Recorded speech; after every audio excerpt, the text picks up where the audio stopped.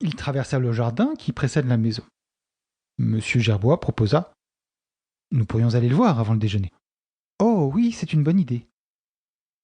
Elle monta, la première, mais, arrivée au seuil de sa chambre, elle poussa un cri d'effarement.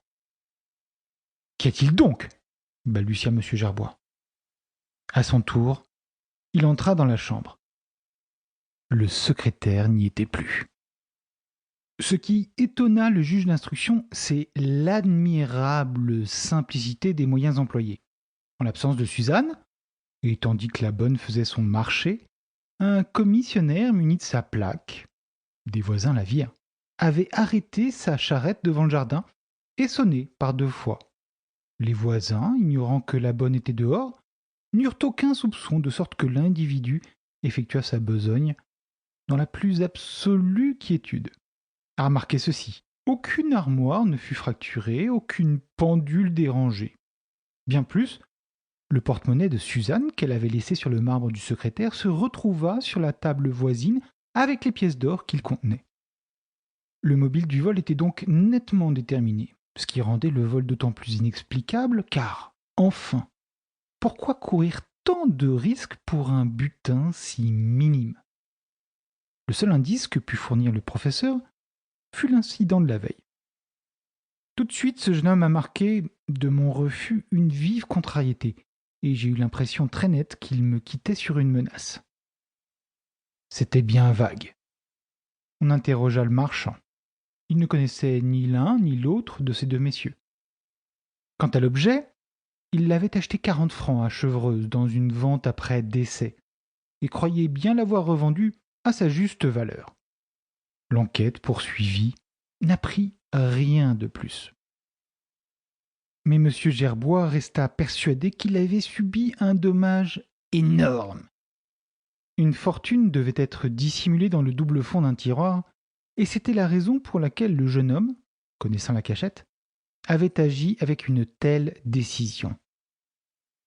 Mon pauvre père, qu'aurions-nous fait de cette fortune répétait Suzanne. Comment? Mais avec une pareille dot, tu pouvais prétendre au plus haut parti.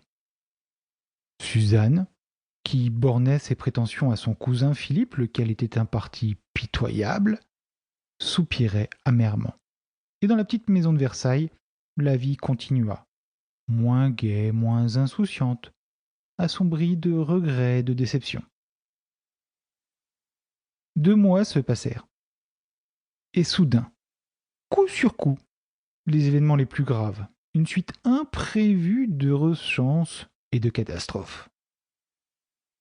Le 1er février, à 5h30, Monsieur Gerbois, qui venait de rentrer, un journal du soir à la main, s'assit, mit ses lunettes et commença de lire. La politique ne l'intéressant pas, il tourna la page. Aussitôt, un article attira son attention, intitulé Troisième tirage de la loterie des associations de la presse. Le numéro 514, série 23, gagne 1 million. Le journal lui glissa des doigts. Les murs vacillèrent devant ses yeux et son cœur cessa de battre. Le numéro 514, série 23, c'était son numéro. Il l'avait acheté par hasard pour rendre service à l'un de ses amis, car il ne croyait guère aux faveurs du destin, et voilà qu'il gagnait.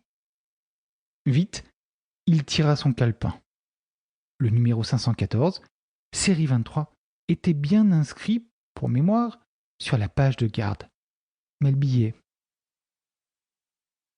Il bondit vers son cabinet de travail pour y chercher la boîte d'enveloppes parmi lesquelles il avait glissé le précieux billet. Et dès l'entrée, il s'arrêta net, chancelant de nouveau et le cœur contracté. La boîte d'enveloppes ne se trouvait pas là et, chose terrifiante, il se rendait subitement compte qu'il y avait des semaines qu'elle n'était pas là. Depuis des semaines, il ne l'apercevait plus devant lui aux heures où il corrigeait les devoirs de ses élèves.